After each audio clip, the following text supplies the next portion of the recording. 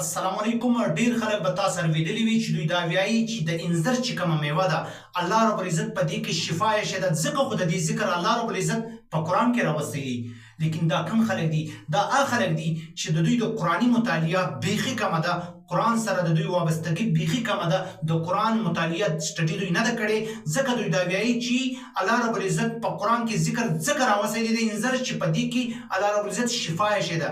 نو آیا نن زه تاسو ته دا مطالعه دا لیکچر ځکه درکوم چې مکمل سر زه به در خلاص کړم چې آیا انځر کې الله واقعي شفا یې شه ده یا د دې چې کومه اشاره ده او دا ذکر چې کوم دی دا د بل شي دپاره دی. نو راسي په دې زه سر در خلاص کړم.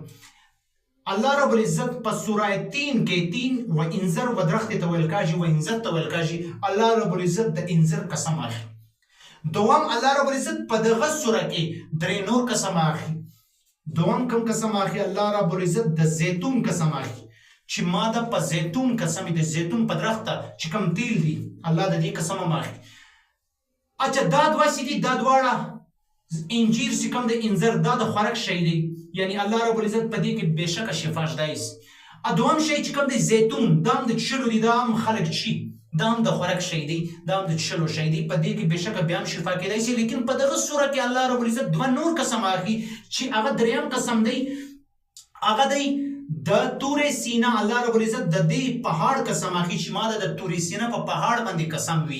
الله رب العزت اچھا تورې سینا پهاړ دی، دا څه د خوراکو شی نه دی. نو الله رب العزت د تورې سینا په دغه سوره کې قسم اخلي.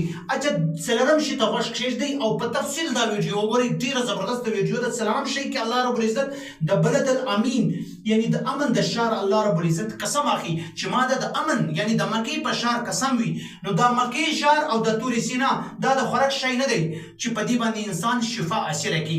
دا دوه که د خوراک شی وي بېشکه په دې کې به شفا وي. لیکن د دې اشاره بل شي ته ده چې په داسې ستاسو سر خلاصي په دې مطالعه چې اصل کې د انځر ذکر څه راغلی او الله رب العزت د دې قسم څه راخستی دی.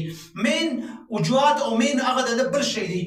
اچھا انځر چې کوم دی اوس راسي غوږ ورته کښېږدئ، اوس زه تاسو ته مکمل تفصیل درکړم. انځر چې کوم دی دا د مشق یو علاقه وه، په دې کې د مشق په ښار کې دا بیخي ډېرو انځر.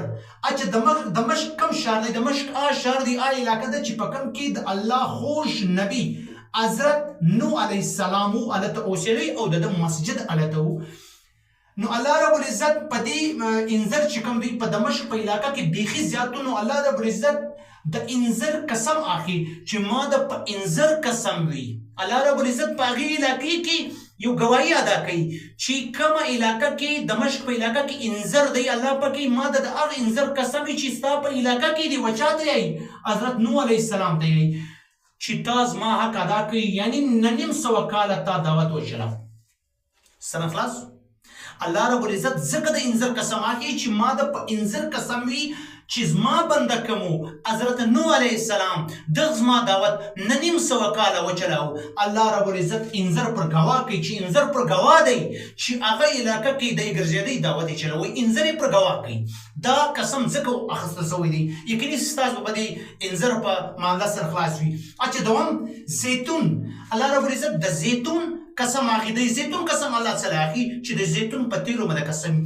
زیتون قسم الله ځکه اخلي چې دا په فلسطین په علاقه کې بیخي ډېرو. اچھا فلسطین کومه علاقه ده؟ کوم ملک دی؟ کومه علاقه ده؟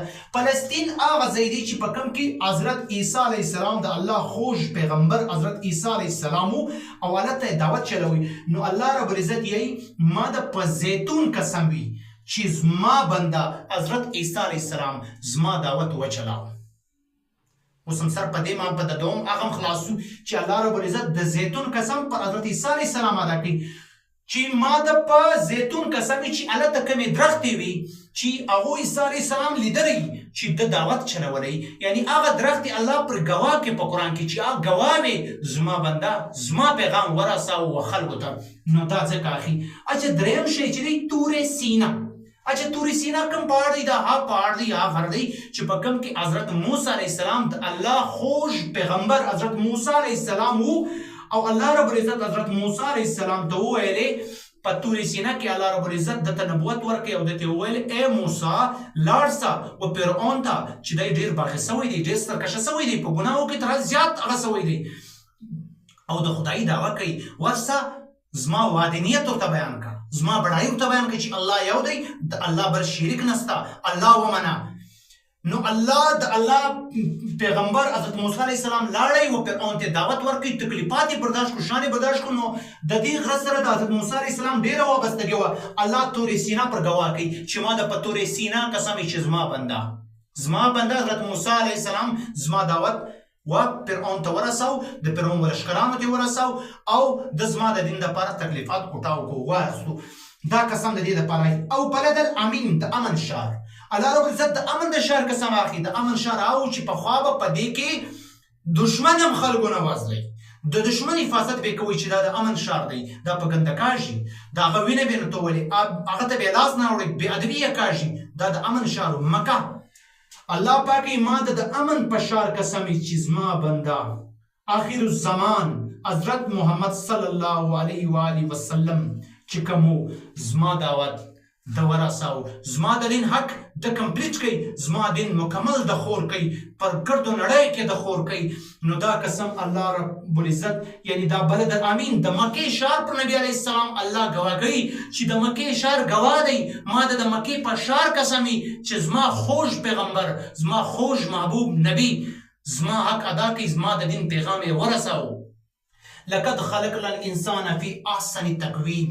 اخیری قسم الله رب العزت اخی چې انسان ما ډیر شایسته پیدا کړی دی، ډیر بهترینه ما پیدا کړی دی. نو انسان به څه کوي؟ انسان به داسې ځان جوړوي لکه دا قسمونه چې دي ودو ته به ځان برابروي چې انسان حضرت نوح علیه السلام زندگی، د حضرت عیسی علیه السلام زندگی، د حضرت موسی علیه السلام زندگی، د نبی علیه السلام نقش قدم باندې به خپله زندگی بیایي. اخلاقیات چې کومه دایره ده تر هغې به ځان رسوي. نو د دې چې کومې اشارې دي دا و دې ته نه دي چې په انځر کې شفا ده، په زیتون کې شفا ده. د دې اشارې و ډېر غټ مقصد ته دي، ډېر لوی مقصد دی د دې لاندې چې دا زندګي به داسې تېروي چې کومه نبیانو څنګه تېره کړه. او دا قسمونه الله ځکه پر وخوړو. اوس نه نیم سوه کاله دعوت ډېر غټ شی دی چې نیم سوه کاله حضرت نوح علیه السلام خالي دعوت چلولی دی. نو الله ځکه قسم پر واخیستی. زیتون، نو حضرت عیسی علیه السلام د الله دعوت چلولی دی، الله ځکه قسم د زیتون اخیستی دی. طور سینا حضرت موسی علیه السلام دعوت چلولی دی، الله ځکه قسم اخیستی دی. او بلد الامین چې کوم حضرت محمد صلی الله علیه و آله وسلم چې کوم پیغام رسولی دی د دین او د دین رسایی ده کړې ده او د دین پیغام تبلیغ یې کړی دی. نو د دې دپاره الله رب العزت دا قسمونه اخیستي دي. نو لہذا قرآن بېشکه ګرد شفا ده، قرآن شفایي شفا ده. نو اوس که د انځر ذکر راغلی دی بېشکه زموږ یقین دی چې الله پاک په قرآن کې هر حرف شفا دی. نو چې د انځر حرف راغی دا هم شفا ده. لیکن اصل مقصد چې ما کومو چې الله رب العزت دا قسمونه څه راخیستي دي د هغو مین مقصد ته تاسو ما ورسولاسته چې مین مقصد ته تاسو لاړ سئ. نو انشاءالله په نیکسټ ویډیو کې به سره ملاواشو انشاءالله. فی الحال الله حافظ. او زما پر چینل که تاسو نوي یاست نو لہذا زما چینل تاسو سبسکرایب کړئ. انشاءالله داسې معلوماتي ویډیو به هر وخت زه ستاسو په خدمت کې پیښوم. فی الحال الله حافظ.